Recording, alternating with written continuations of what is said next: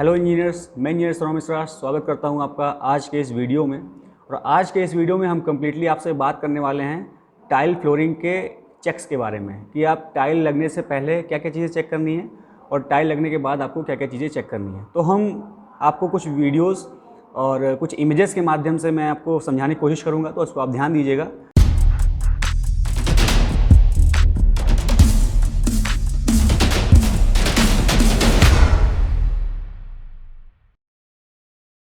कि tile flooring की हम शुरुआत कैसे करते हैं। तो सबसे पहले तो हम प्री टाइलिंग चेक्स करते हैं कि टाइल लगने से पहले क्या क्या चीज़ें आपको ध्यान रखनी है। तो सबसे पहले बात करते हैं कि has the surface been prepared for tiling.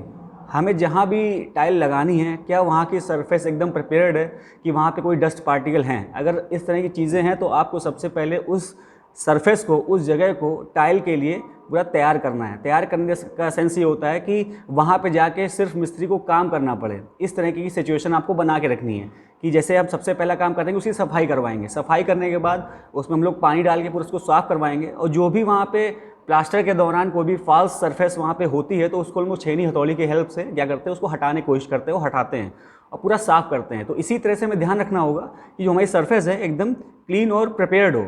और is the surface smooth free from dust and another contamination. कोई भी वहाँ पे अशुद्धियाँ, कोई भी चीज़ें इस तरह की नहीं होनी चाहिए जो भी मतलब जिससे टाइल लगने में कोई भी दिक्कत हो। इस तरह की चीज़ें जैसे आपको सरफेस दिख रही होगी एकदम साफ़ है, उसी तरह की सरफेस मिलेगी। और उसमें मोर्टार बेड की हम लोग क्वांटिटी को देखेंगे किस तरह से मोर्टार बेड लगता है, वो आगे आपको हम बताने वाले हैं।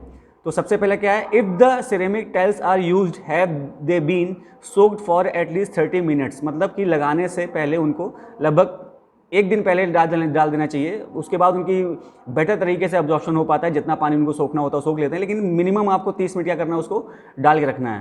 Has the thickness of mortar bed checked. जहाँ भी आप टाइल फ्लोरिंग कर रहे हो तो हमें मोर्टार की थिकनेस का भी ध्यान रखना है और ये भी ध्यान रखना है कि हमारा जो पानी वहाँ पे है, अगर हमने स्लोप दिया है और जहाँ भी हमारा ड्रेनेज सिस्टम है वहाँ पे हमें पानी को ले जाना है तो हमारा स्लोप एकदम मैनेज्ड रहे और हमें मोर्टार बेड की क्वांटिटी भी उसी के अकॉर्डिंग लगानी होगी। अगर आपका ढाल पे पानी जाना है तो हमें क्या करना है, तो जहाँ पे स्लोप होगा वहाँ पे हमें जहाँ पे ड्रेन का पॉइंट होगा, जहाँ पे पानी जाना होगा, उसी पॉइंट से हमें मोर्टार को उठाना पड़ेगा।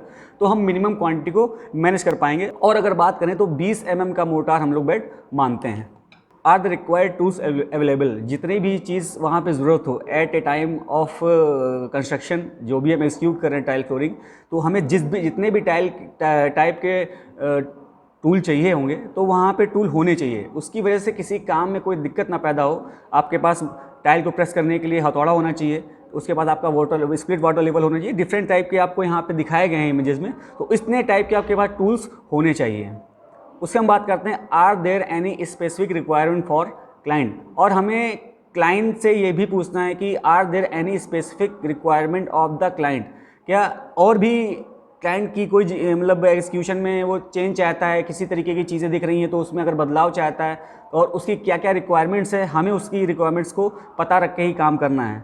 उसके बाद हम बात करते हैं, has the tile code number and tile name are ensured. होता क्या है कि हमें कभी कभी जो टाइल को देखोगे तो उसके रेशेज होते हैं, तो उसमें भी उसी लॉट के टाइल्स बनते हैं। तो हमें ध्यान रखना पड़ेगा कि एक लॉट का ही माल हम लोग लगा रहे हैं और एक लॉट का ही हम लोग टाइल लगा रहे हैं कि नहीं लगा रहे हैं। अगर चीज़ें अलग अलग हो जाएंगी तो आपका दिखने में पैटर्न भी अलग अलग हो जाएगा। लेकिन नॉन टेक्निकल जो लोग होते हैं इस चीज़ को समझ नहीं पाते हैं। तो हमें ध्यान रखना पड़ेगा कि किस तरीके से टाइल का एग्जीक्यूशन हो रहा है, उसमें कौन कौन सी टाइल लग रही है, उसका बैच नंबर क्या है, उसका कोड नंबर क्या है, उसमें तारीख भी पड़ी हो सकती है, उसको आप मैच कर लेंगे। उसके हम बात करेंगे चेक्स ड्यूरिंग टाइलिंग। अब जिस समय टाइल लग रही है उस समय भी आपको स्पिट लेवल से चेक करना है कि टाइल कहीं डाउन तो नहीं है, जिसकी वजह से पानी रुकने के चांसेस बढ़ जाते हैं। उसके हम बात करेंगे, has the slope been provided whatever required. जितना भी स्लोप रिक्वायर्ड है वो सारा प्रोवाइड किया कि नहीं किया गया। तो आप लोग धागे की हेल्प से, थ्रेड की हेल्प से, जहाँ पे आपने एक बार बेंचमार्क दिया है और जहाँ साइड कोने में आपने बेंचमार्क दिया है तो वहाँ पे धागे में लगा के टाइल का स्लोप भी चेक कर लेंगे, जितना रिक्वायरमेंट स्लोप का है वो आपको दिया गया है कि नहीं दिया गया है। उसे हम चेक करेंगे, has the tile been gently tapped after laying on the mortar bed. Mortar bed में रखने के बाद उसका जो सरफेस है, टाइल का सरफेस और मोर्टार का सरफेस एकदम बराबर तरीके से मैच कर जाना चाहिए। अगर उसी लेवल के अकॉर्डिंग उसको आपको ठोक के, जो भी आपका हैमर होता है, थोड़ा सा हल्का हैमर होता है वो, और उसको ठोक के हम लोग क्या करते हैं, उसको बराबर करते हैं, उसके चारों कोने मैच करते हैं।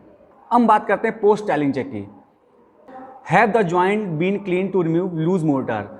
जो भी ज्वाइंट बने हैं टाइल लगाने के बाद, तो उसको हमें साफ़ करना होगा कि सही तरीके से उसमें हम लोग ग्राउट भर सकें। तो उसको प्रॉपर हम लोग क्या करेंगे, साफ़ करेंगे। उसके बाद no hollow sound on the tile when tapped. उसके बाद हम जब चेक करने आते हैं टाइल को, तो टाइल को टैप करते वक्त किसी भी टाइल के पोर्शन में हमें टैप्ड साउंड नहीं सुनाई पड़नी, अनइवन साउंड नहीं सुनाई पड़ना चाहिए। जैसे टाइल अगर लगी होगी सही तरीके से, ग्राउंड में मैच होगी, तो उसका ठोस साउंड आएगा। लेकिन अगर टाइल अगर सही से नहीं लगी होगी तो उसका जो साउंड आएगा वो आपका थोड़ा सा लूज आएगा, थोड़ा सा उसमें आवाज़ आएगी पतली सी।